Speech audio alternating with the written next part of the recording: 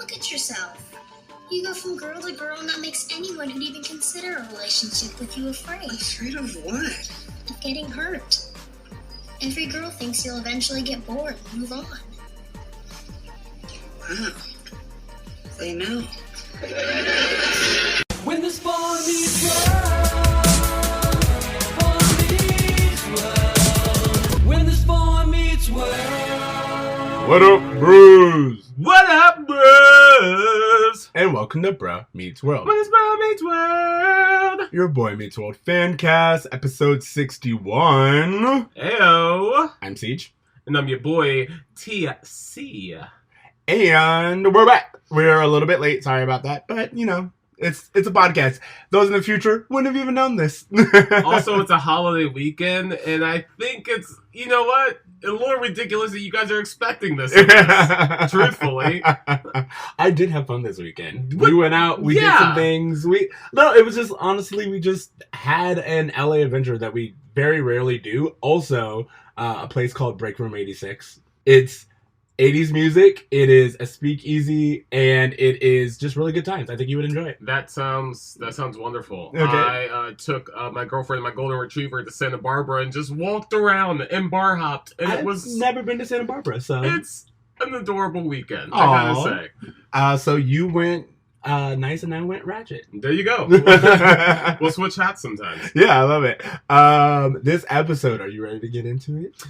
Well, 100% I'm ready to get into this episode, because not only does it represent just everything that we've been saying is wrong with this show, like addressing it, but also like my childhood crushes in this episode. So. I have a lot to say, because of watching this episode, I feel like it is both everything that's great about Boy Meets World and a lot that's wrong. You're like, you're doing great things. I really wish you hadn't said it that way. Yes, totally. I love the lesson. I hate the delivery. So I think we're gonna. Or just that. Like, hey, we're gonna like make this statement, but then like in the following episodes, just kind of be like, oh. I mean, it's a lot to get into. Yeah. So let's get into it. By going into our Tell Me About It. Tell me about it. Tell me all about the show. Season 3, Episode 15, A Heart is a Lonely Hunter. Sean's bad boy image cost him a date with nice girl, Dana Pruitt, so he recruits Corey to teach him how to be boyfriend material. In a B storyline, Eric tries to land an internship at a local TV station. Okay, so actually, usually I'm like, let's just get through the B storyline, but the B storyline, I would say, is equally important. I would say that the B storyline is maybe more important only because of the episode that follows. Well, you mean like its lasting impact? 100%. Because this story that we see with Sean, as amazing as it is in this episode, at least I believe it to be, they're building a relationship that has no future. And they like almost immediately in the next episode are like, oh, we take this whole thing back. Well, you know, I mean, I feel like we're going a little ahead of ourselves. I know. Like, I'm sorry. But it's hard to distinguish like these two episodes from each other, because this is the first time that we're seeing both the A and B storyline continue into the next episode. That's a very good point. I like that you pointed that out. I just think that we still want to like give this episode its weight and its due, but also this episode, it extends Sean's character in a way. Like Corey, again, the boy in Boy Meets World, usually is completely background. So much background that they just kind of have him basically juggling and being like, you know, this comedic relief in the in many scenes. So. What I love about this episode is that Sean, where he would typically only get Corey's input, is getting input from everyone. Absolutely everyone. Again, and I like the way that we do this. So I guess what I will say is, do you want to start with A storyline or start with B storyline? Why don't we just start with the roll call? Let's go into roll call. Our roll call is the people who are new to this episode. We get Dana Pruitt, played by Larissa Olenek?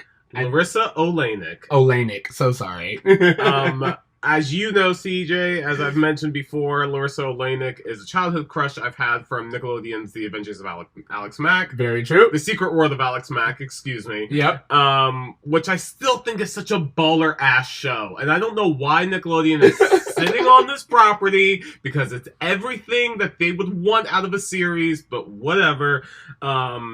I just thought she was very captivating as a child. When I was a child and she was a child, we were both children when this crush occurred. Just to be clear, and no, it was just nice to see her do something outside of Nickelodeon, and I thought that she fit in really well to the cast of the show. And as a kid, I was kind of hoping that she would have more of an episode arc than she ends up having. But but she sticks around. Yeah, I mean, again, like we really shouldn't be getting into everything about this, but she does some stuff. But I really like the challenge that she poses to Sean, and I think that Sean is being confronted with something that we've been kind of mentioning, not only as a Sean problem, but a Boy Meets World problem as far as the treatment of women. And it's almost the show kind of self-correcting, I hope. Self-correcting in its way of like, yeah, Sean's been treating these women like this, but we as the show have also been treating women like this. So I can't wait to really get into this. And then also, if I'm not mistaken, Alyssa is hold on one second. I just need to check something. Yeah.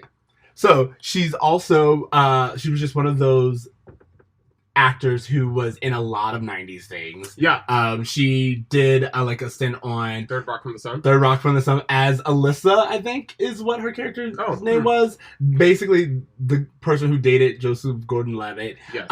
Which also they have a connection in 10 Things I Hate About You. Yes. So she is just one of those faces that if you were a 90s kid you grew up with, and the moment they had her you were like, oh, it's really great. But unlike previous stars, they're using her in a way that we usually don't use those female guest stars. Like, we know that they're going to be great, but usually they like come in, they have their episode, and they leave. It's funny because I feel like Larissa Oleynik is one of those actresses that had social media been a thing in the 90s, she would have blown up a little bit more than she did. Yeah, exactly. She kind of reminds me of the girl who plays Betty in Riverdale.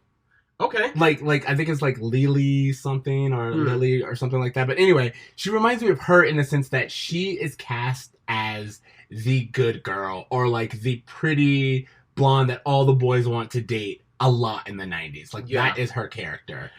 She to me is symbolic of this thing that happened in the early 90s where these actors were the product of their time. Like, they unfortunately were coming up at Nickelodeon in a time when adults weren't taking Nickelodeon seriously. Absolutely. So, like, the entire cast of all that, a lot of these Are You Afraid of the Dark guest appearances have some really great actors in it. Clarissa explains it all. Like, there was a lot of great talent that came from Nickelodeon, and I think Larissa Oleynik was one of those. She just didn't get to branch out because at that time there wasn't really an avenue for that yet. We didn't really take children actors seriously. So Lily Reinhart is who I was thinking of. Oh, okay.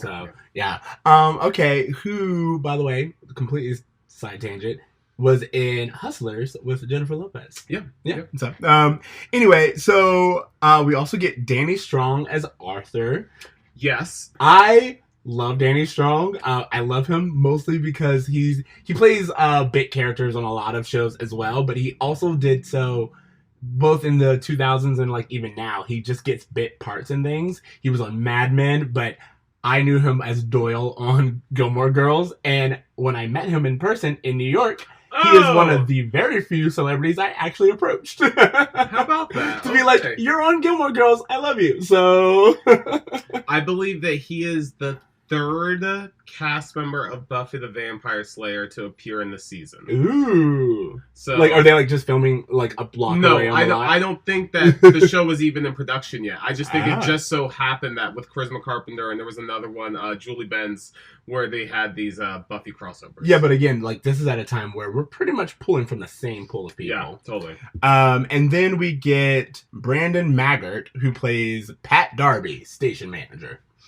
I don't really recognize him at all. I kind of felt that he was like, his face or voice felt recognizable, but I don't really know if he like did anything notable. I just remember like hearing his voice and seeing his face, and maybe just the trope of station manager he fits really well. But yeah, that's how I felt about him. I have to say that even as a kid, I drew parallels to him. The way Eric gets a job Yeah. here is very similar to the way Robin Williams gets a job in Mrs. Doubtfire at the station. Oh my where he's just God. kind of like just having a casual thing with the guy, not realizing that they're really important. And it's like, oh yeah, we'll get you a job or something like that. Yeah, It's just- again, so it reminded me of our favorite subject, white privilege. Where it was like, oh yeah, white privilege. white male privilege to be Mm. specific, where it's like, hey, these other people are qualified, and don't get me wrong, Arthur's there, and he's also qualified and doing what they can, but it doesn't really matter because you just had a certain something that the TV station manager connected with, and you got what you got in. I mean, I'm not saying that you shouldn't do that. I'm just saying we all know who Eric is, and the fact that he got the internship. Well, let's jump into the story because I have a lot of things to say about both storylines. Ceej, I'm gonna let you choose which one we go into first. All right, so just because we're here, let's do Eric, and then Okay. we can really get into the meat and potatoes of Sean. I actually think that Eric's monologue that he gives to the station manager, Pat Darby, I actually think that's Eric at his best. Absolutely. I know there is this kind of eye roll of like, this is how he got this job for real. But I think there is a sincerity to Eric that makes him more approachable and likable. And I trust Eric over someone more like the other kids. So. No, I'm not gonna lie. I think that Eric's speech is phenomenal. I think that it's sincere, and that's why it connects. And there is something about the fact there is something that television likes to do where Eric is just not only talking to who he thinks is the janitor, but helping. You know, he's showing that he's not above any.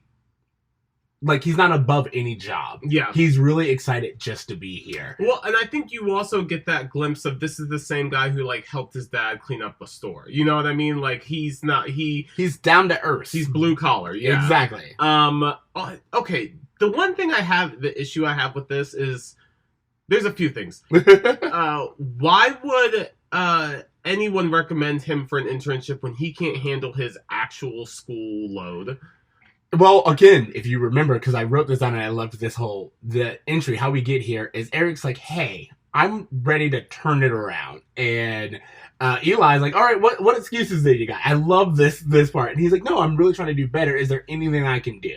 And Jonathan is like, hey, what about that internship? And Eli's like, dude, what are you doing? You know, it's like that thing where it's like Eli is not going to offer it to him at all, but now he's kind of put on the spot because Jonathan just straight up told Eric about it, and he's like kind of pushing for him. And he's like, he can't do better if he's not given the opportunity. And again, Eli, a black man, is just like, that's not how it's like, I get it. But Eric is a white man who honestly didn't do any of the work that was leading up to it. He's asking for a handout, and there are people who are actually doing the active work to get this internship who would be better suited for it. However, they have a little television, industry joke there where it's like when Eli's like, he's not prepared. He doesn't have anything really going for him in this position. Turner's like, it's television, man. And he's like, yeah, you're right.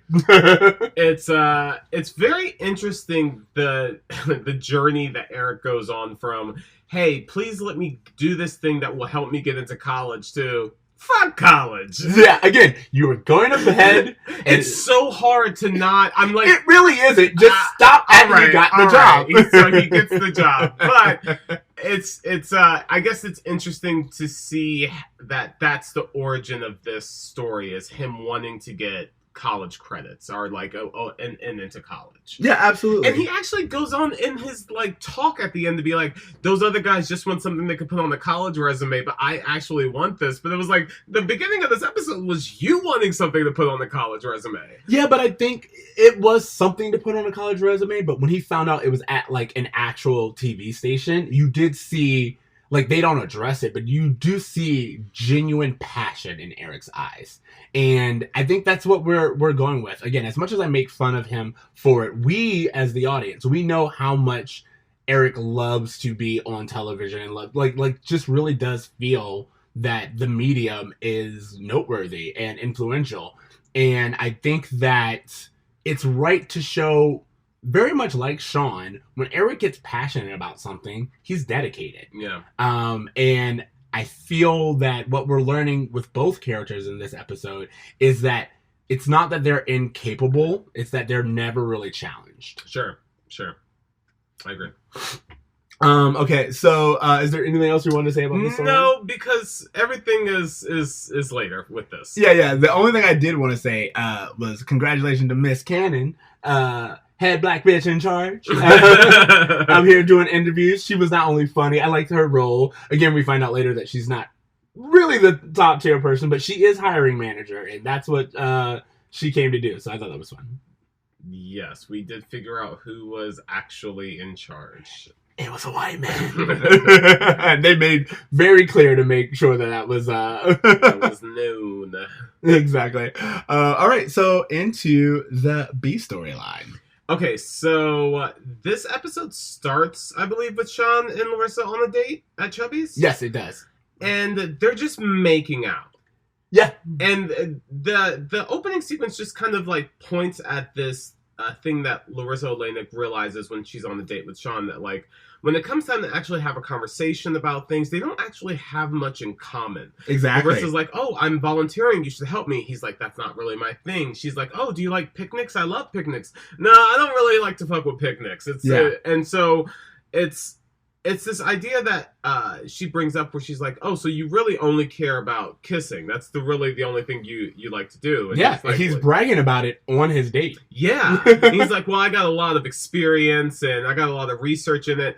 And basically what this comes down to is the hunter reputation. Absolutely. In the previous episode where Corey dresses up like Sean and the grass is always greener, I think, or some shit like that. Yeah. He dresses up like Sean to go to another school, and he uses that reputation to like hook up with girls. Mm-hmm. Now we're seeing the other side of Sean's reputation, the side that he shouldn't be proud of, the side that Corey wouldn't want to accept, and I just thought that was very interesting. I love it, and I'm glad I let you bring it up, because that's exactly what I was going to say. What I like about this episode is we've never seen, or they've never really acknowledged the downside of Sean's appeal to women. Mm-hmm. Not only like in the show and how it affects women, but also just for Sean himself. It's always seen as a superpower, a kind of thing, and like you said, the reputation opens doors. But I like that we are examining what that reputation actually does for an individual, and what happens when someone who has that charm and kind of ladies' man MO, what happens when they are ready to settle down? And it's like, yeah, you can't just ignore that past all of a sudden. You know, you have to really deal with the world that you set up. And I'm really, really excited that we did this in a kid's show, because I'm thinking about it. We often do it with the ladies' man. It eventually becomes a thing. I know they do it in How I Met Your Mother. They do it in Friends, you know, with Barney and Joey. Each one of them eventually is just like, oh, I've been a ladies' man for so long, but now I'm really looking to settle down. Sure. But to address it in high school, I thought that was really exceptional. What did you think about this idea that there are nice girls and then there are fast, flashy girls, and that there's like one is worth more than the other based on like standards, and I don't know. I wanted to dissect that with you. I'm so glad you brought that up, because that is one of the first things that I wanted to talk about, is this whole idea. It will be one of my bruh moments. Nice girls and what it means to be a nice girls, and then fast girls. And the idea that they're even using the term fast, I was like, whoa. Because if fast is bad, then slow is good, which means we're talking about virgins versus those who are sexually active. Sexually, I mean, like, maybe even if it's not sexually active, there's touching going on, you know what I mean? Basically, girls with hormones versus girls who haven't gotten their hormones. Girls who are allowed to express themselves, and girls who have accepted the patriarchy on top of them. This I just found so interesting, because they allude to this throughout the entire episode, where they're like, well, even Corey's like, she actually seems like a girl who would end up with me more, and drawing these hard lines between who Corey and Sean are even. Corey starts off this episode, one of the first things we get from him is that a nice girl can ruin Sean's reputation. Yeah. And it's just like, wait, what? What do you even mean by that? Like, a nice girl can ruin his ladies' man appeal, and what would that do? And it's just really interesting that there is kind of this schoolyard politics thing going on in the background that we don't really address, but it's still acknowledged. And just the fact that there is, of course, social currency at work here. And I also just love how you see this frustration from Corey where he's like, bruh, the girls who I get to go out with are not putting out. They're not doing anything. I'm not even kissing girls on dates. Like, I would kill to be on fucking your finger bang fest that you do every weekend. Like, he is so, like, repressed, and you can see him, like, express that clearly to Sean. But, again, I think what this episode brings up, and of course, it doesn't do so intentionally, but watching it in 2019, it's one of those things where Corey is that guy who thinks he's a nice guy, who says he's a nice guy, but he's actually kind of some of the worst. Yeah, because the whole idea, he's just like, oh, I only get the nice girls. They only come to me to get to you. However, I couldn't get one of these really fast, sexy, flashy women. I've never dated one of those. And again, Topanga's just walking by, just like, she has to hear that Corey doesn't find her sexy, doesn't find her flashy or fun because she didn't put out. It's really just interesting that distinction that there are some girls that are better than other girls inherently. And it has to do with your willingness to wait. And also, like, Larissa Olenek is very conservative in her appearance, whereas the other girls are wearing leather jackets. Exactly. Dear God. Exactly. They're exposing belly buttons. They're doing all this quote-unquote slut-like behavior. And again, it's interesting. Of course, we don't get into this, as I said, but this episode is about how Sean's reputation is affected, but only amongst the other girls. Yeah. You know what I mean? And we've kind of hit on it before with Boy Meets World in terms of how boys get elevated and girls get weighed down by these reputations. But in general, no one thinks twice, other than the girls, about how Sean is the common thread throughout all of the other quote-unquote fast girls. Yeah. But the one who held out, she's the nice girl. She's the two who we see, Dana and Topanga, are ones who just didn't go all the way with Sean. And that's what makes them nice girls. And I also, I want to acknowledge that even the teachers and Topanga, like the other women in the story, say, oh, like, Topanga's like, I'm proud to be a nice girl. I'm proud to have a nice girl reputation. Which, again, is not really her fault, but it just says a lot. I hate to sidetrack for just a moment, but how much of Wonder Years do you remember seeing ever? Again, it's one of those shows where it's like, I watched all of it, but I don't remember specifics. Because one of the things about Wonder Years, which I give them a lot more credit for than Boy Meets World, is how girls behaved in these situations. Because on Wonder Years, Kevin would date a girl for a few episodes, they would go away, and there was never any of this, like, there would be making out, and it would just seem like this thing that kids just did. Yeah. It wasn't this thing to where, like, the good kids didn't do it, but the bad kids did. And I felt like that was so interesting that even in the 90s, like, this is something that's being, I don't know, thought of as a norm. Well, I mean, like, even it's again, there's this conservative, like, love for the conservative and almost infantizing of the nice girl, because what is it? Dana does the little hearts over her eyes and stuff like that. And he's like, oh my God, I love that. And he's like, who doesn't? And it's just this thing of branding these girls as too innocent and too pure to be bothered with hormones. It feels like Zuko falling for a Sandy D. Like, yes. But what I do think is very interesting is the point that Turner brings up, which is when he tells Sean, like, hey, the people that you really care about are not flashy people. They're people who are sincere, and they're people you can communicate with and be friends with. And Sean's like, oh, girls want that too. And Turner's like, yeah, they do. So I think there is a moment where Sean, you know, his understanding of women does evolve, if ever briefly. Yeah. In a way that I think is handled well. Well, no, yeah, again, I want to make sure that we're giving credit to the episode and the fact that it does have Sean, specifically in this episode, grow. And they do, everything about Sean is put under a microscope, and it's really examined. And it doesn't just do that and leave him out to dry. It gives him a solution.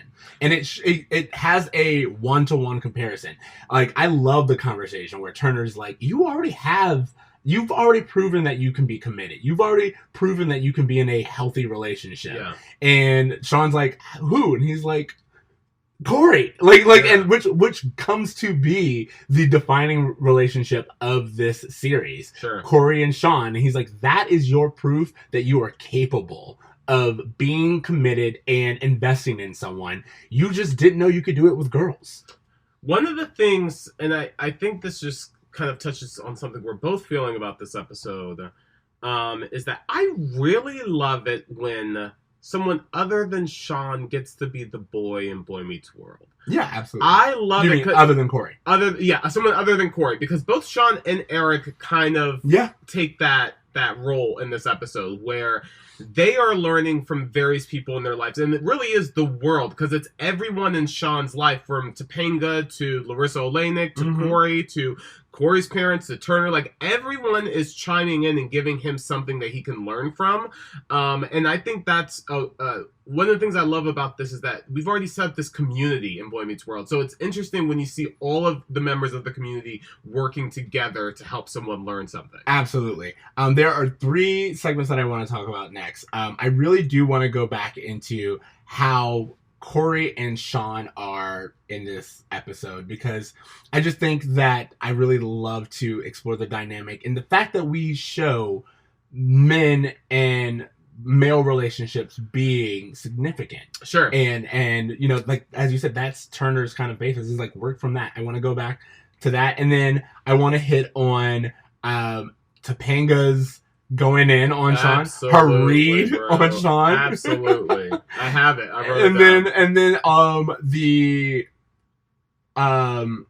the segment with Feeney, where it's kind of a boys versus girls debate. Sure. So sure. all right, so going back again a little with Corey and Sean, I will say that Corey this episode felt kind of like Ted from How I Met Your Mother, or like, he just felt like weird and needy, but like, and there's so many similarities between Corey and Ted. Yes.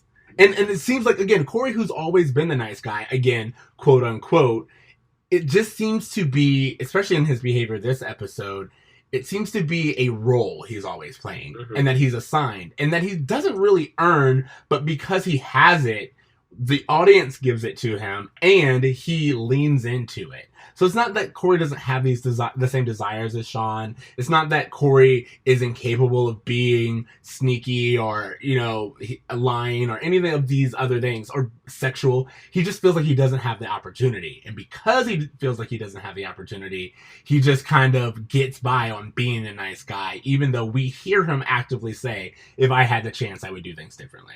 Well, if you mean do things differently, you mean hooking up with the fast girls. Exactly. That's very clear in this episode. Corey is looking for an opportunity to bang a leather jacket chick. Yeah, absolutely. So there's that. And then there is, I will say, there is something about his relationship with Sean during this moment in his life, both of their lives, because Sean is trying to grapple with liking a girl for the very first time, and Corey is kind of single man Corey for the first time. Yeah. And there seems to be a need for him to have Sean keep up and be that single best friend for him while he's going through this time of not being with Topanga. Sure, definitely. I have Topanga's quote, if you don't mind me. Okay, yeah, let's go into reading it. Topanga, when Sean asked Topanga flat out why she wouldn't date him, her response goes something like, You don't understand women. You don't know what we are, you don't know how we feel, and you don't know what we think. You see us as dating objects, then the faster we are, the more you want us. And until you can grow up and see beyond that, no matter how many girls you go out with, you will always be lonely. thoughts.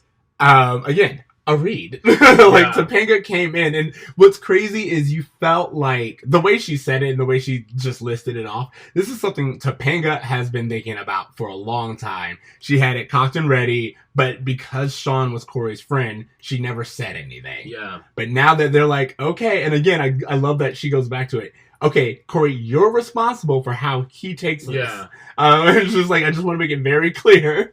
I love what Topanga said. And again, it was not only very accurate, but it was something that I felt he needed to hear. Sure, definitely. It was one of those things to where apparently at least a lot of people have formed this opinion about Sean without anyone bothering to tell Sean about it. So I do think, almost as Topanga being Sean's friend, it was kind of her obligation just to be like, look, this is what your reputation actually is.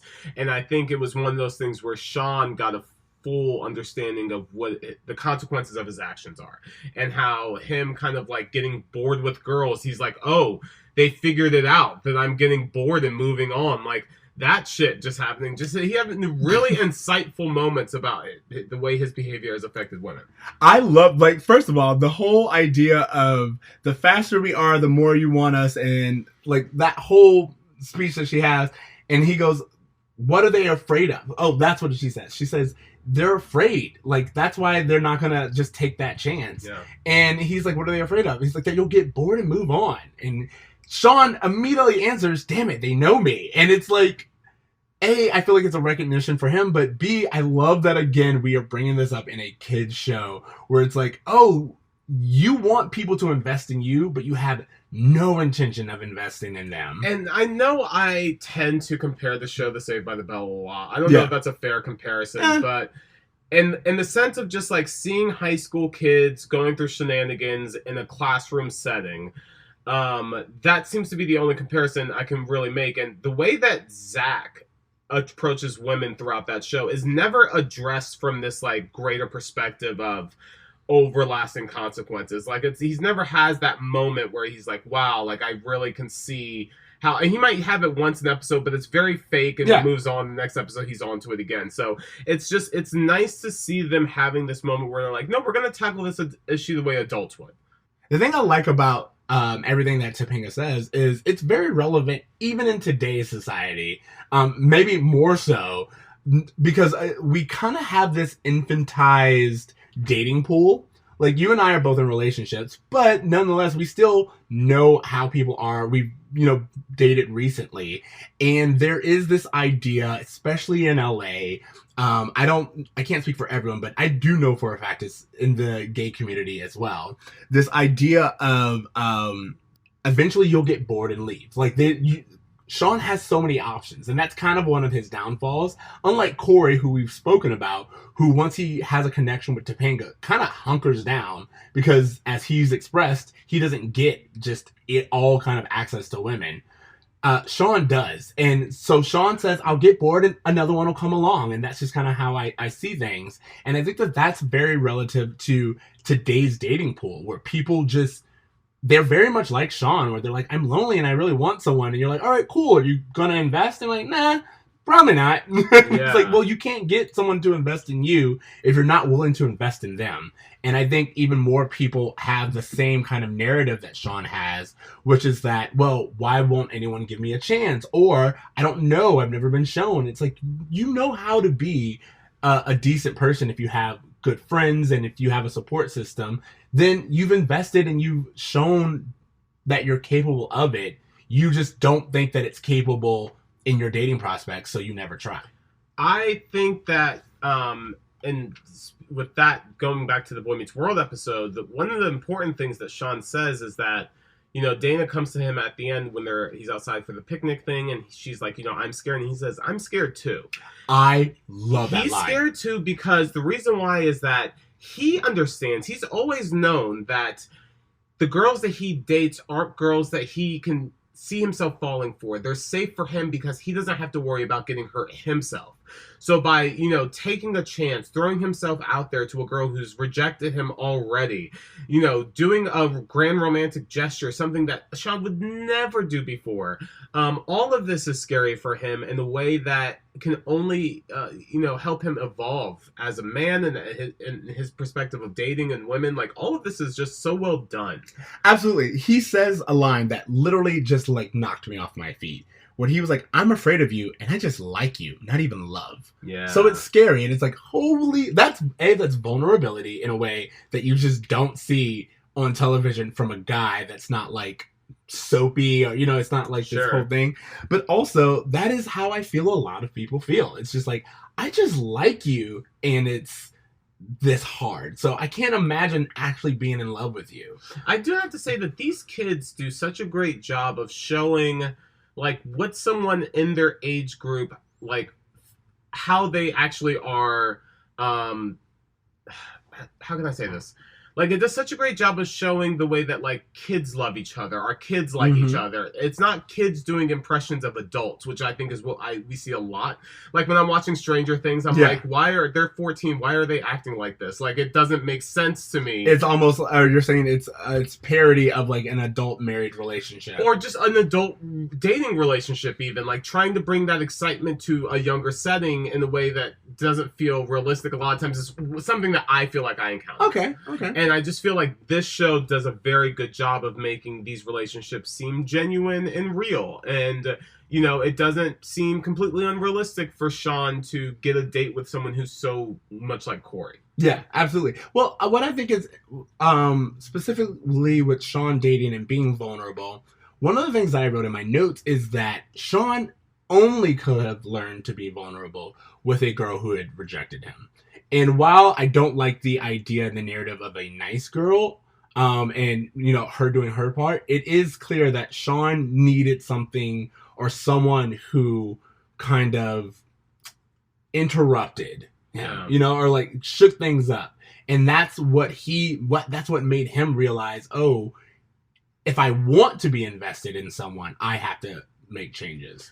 Does Sean really like this girl? I think, here's the thing. They don't have anything in common. Very similar to how you talked about these being kids. There are plenty of times when you're a kid and you're a teenager and you like someone, but you like them in a way that you can't quite put in words. Sure. And it's more than just their looks. It's like, no, you have something. There's something about you. And maybe it is, as you were saying, the way that she's similar to Corey or whatever. And it's just like, he sees with her that things are different and that he is challenged in a way. Yeah. And he likes that. He's like, I never really cared before and I never really did these things before. And it's not that I like her because of all of the things that she has. I like her because she's challenging me to be someone that I've never had to think about before. Can I ask you this? Mhm. Knowing what we know about Larissa Oleynik's character, Mhm. how she is this good girl and Mhm. how she's not really like those other girls,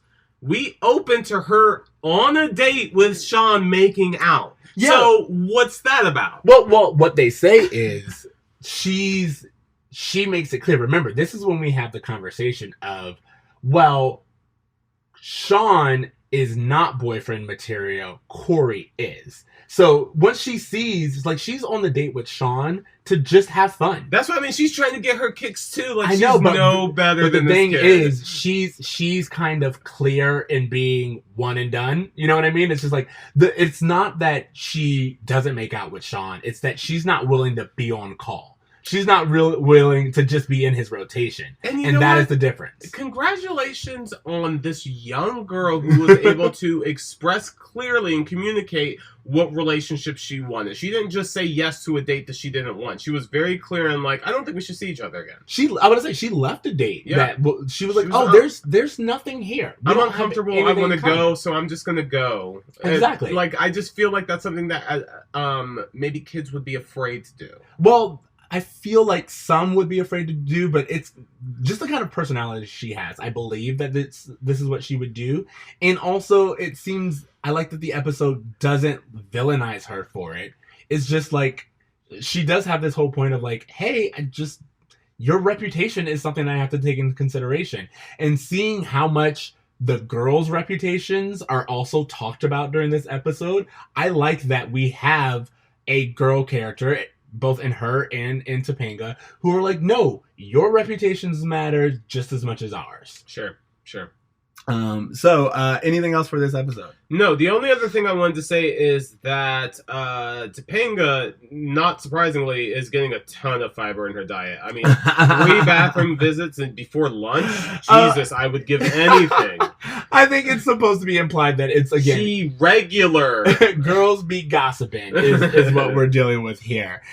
There's only 2 things I wanted to say. One is that this episode, again, has Sean talk a lot about Chet and what he learned from his dad. And I think that again, is a key to why Sean is who he is. As I said earlier, Sean would only have learned this from a girl who rejected him, because for him, his dad has kind of taught him who to be. And as much as I love Chet is not an ideal male mentor. Well, it's also been what we've seen is Sean being rewarded for acting out. Exactly. And so this is the first time where someone's making him think about why he's doing what he's doing. Yeah. Okay, and then the other part that I wanted to talk about is there's a scene where Feeney is teaching the class and they're doing JFK and Marilyn Monroe. Sure.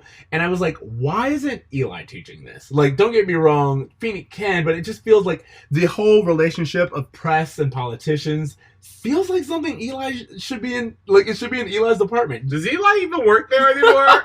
He does. Remember, that's how. Oh, yeah. This is exactly how we got our B storyline with Eric. But it's like, I just felt like they either needed to use Feeney, and that's why they did it. But it felt like a Eli conversation, and also the idea of the press and politicians and just, again, reputation and how that, I love the 2 different insights of the girls being like, yeah, was he a good president? I don't know, because a lot of people feel that his personal life affected his legacy. Well, now we're getting to the point. Can you separate the art from the artist? Which is one of your favorite subjects. Well, I'm just saying, at what point do we draw the line? Exactly. All right, so let's wrap Michael this will up. never be canceled. We feel differently. Okay, do you have a Brett moment? A bra moment in this episode. I mean, I'm sure there were moments where I didn't really care for, it's going to have to be the good girls versus fast girls thing. I mean, that's really kind of the only moment where I was like, oh, wow, I don't like that. Yeah, there were I had 2. There was the nice girls versus fast girls. And again, like I wrote, even Topanga's like, I'm a nice girl. So it was like, I don't really like that we're using this. But also there's a scene where Eric is talking to Arthur, and he mentioned something about like Arthur in the locker room and something like that, and I was just like, that seems... I could get this job without wearing pants, and he's like, I've seen your dick, bro, put your pants on. Exactly, and I was like, I don't need that. Yeah. So, okay, Feeney taught me. Feeney taught me, I think, goes to Turner when he teaches Sean that the people he cares most about are people that don't fit this template that he thinks he needs to use to find a partner. So I think just the whole thing that a lot of times we as people are attracted to, not even spouses, but even like friends who like feel like, oh, they have a quality that I've seen maybe in television or movies or online that like seems like something I want in my life, but isn't true to who my friends and the people I care about actually are. I just thought that was a good point to bring up. Yeah, I feel like it's very similar, but there's just that scene with Sean when he's like, I'm afraid of you, and I just like you and not even love, and so that's scary. I feel like that's really the point. The not only being vulnerable, but the idea of going from or leaning into your emotions, especially when it comes to dating, is a very scary thing. And you have to do it if you want to grow. I'm afraid of you. Of me? Yeah, and it's not even like I love you or anything. I just like you and want to be with you. I've never felt that way about a girl before. And, it scares me. Sure, 100%. Okay, what grade are you giving this? I'm giving this episode a B+. Okay. Yeah, I think that, I love Larissa Olenek. I love Sean's evolution in this. I think the episode wasn't perfect, but for the most part, I like that they decided to teach this lesson. Yeah, absolutely. So, I'm going to give this episode an A. Oh, okay. But I'm going to give it an A because there's a little bits in the background where, like I said, Corey and the whole sweater and glove mitten thing, I thought that was funny. I thought it was really great. I love Topanga's rant. I love our two storylines. And I feel like we use everyone just the right amount. Totally. Including guest 100%. stars. Yeah. So I'm really here for this episode. Yeah. It was really one of my favorites. Yeah. Okay. So, that being done, just want to remind you guys before we get into homework to leave us a rating. Make sure you follow us on Spotify, iTunes, Stitcher, all of those places. Remember, you can find us at Bro Meets World or email us at bromeetsworld@gmail.com. Now, on to the homework. What do you got? Okay, so you were talking about this before we started recording, that I'm really excited to see Shia LaBeouf's Honey Boy. I saw the trailer for it, and it made me realize how many Shia LaBeouf projects I liked growing up. So I'm going to recommend two that I want people to check out. One being the movie version of Holes, which I think is just an amazingly made film from beginning to end. A friend of mine met Zero and Jamie Foxx this weekend. It was the weird mashup, but the kid who plays Zero and Jamie Foxx were at this event, and my friend was there and took a picture, and I thought it was really cool. Yeah, that's crazy. I met Jamie Foxx walking my dog, but what? I was just walking my dog, and he was he had the nicest car I'd ever seen, and I was walking my dog, and I was just so busy looking at his car that I wasn't seeing he was talking to this person on the side of the road. And I walked by, my girlfriend's like, that was Jamie Foxx. And I was like, I saw a Bentley that I had never seen in my life, and it just captivated me. Anyways, I digress. Yeah. And the other one is the movie Disturbia. Do you remember seeing Disturbia? Yeah. Okay, so Disturbia is kind of like a modern take on Rear Window. And I haven't seen it in a while, but it was one of those things that I remember really enjoying when it first came out. And I really had a lot of hopes of Shia LaBeouf really reaching his acting potential, and I'm glad to see that that's kind of coming to fruition with Honey Boy. So, those are my recommendations. That's my homework for this week. All right, cool. I actually like both of those. I'm going to do a little homework, kind of a little bit late, but kind of in the right amount of time.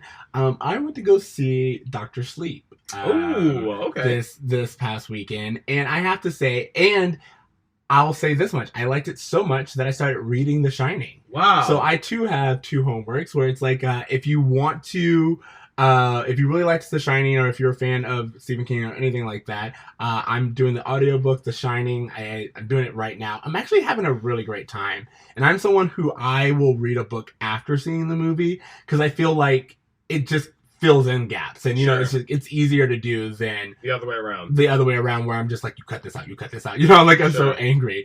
So I'm doing. I'm really surprised to hear that because I saw the Dr. Sleep trailer and I didn't think much of it, but it's good to know that it's. I'll say this. This is my recommendation. I don't know how anyone else feels about it, but it does the same thing that The Shining does, which is it has this very slow paced setting up the world. Sure. But first half where you're just oh my God, when are we going to get to what I came here for? Sure. And I don't even know what I came here for because I haven't read Dr. Sleep yet. But I know I'm this isn't why I'm here. And then the moment it does get into that portion of the movie, I had a great time. Okay, cool. And I've been going to the movies lately, especially with all these sequels, and I'm did you fulfill why I came to the theater? And if you did, then that's all that really matters to me. And I feel like Dr. Sleep fulfilled why I came to the theater, and it actually does a lot of really good retconning and just elaborated on the story. So that's That's a dope review. Okay, that's all I can get from it.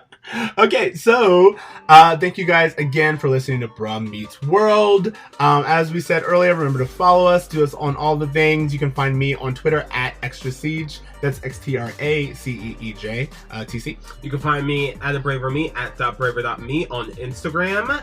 And yeah, you can also find me doing our homework and signing up for Disney Plus, which is available tomorrow. Yeah. So by the time you're listening to this, make sure you have your Disney Plus accounts and meet us back next week.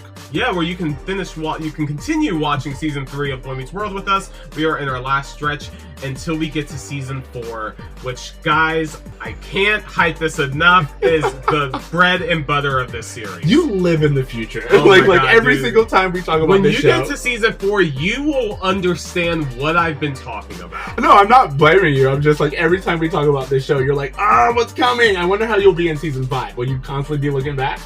Possibly. Okay, you guys, remember to dream Try. and do good. Motherfucker. Later, bro. Night.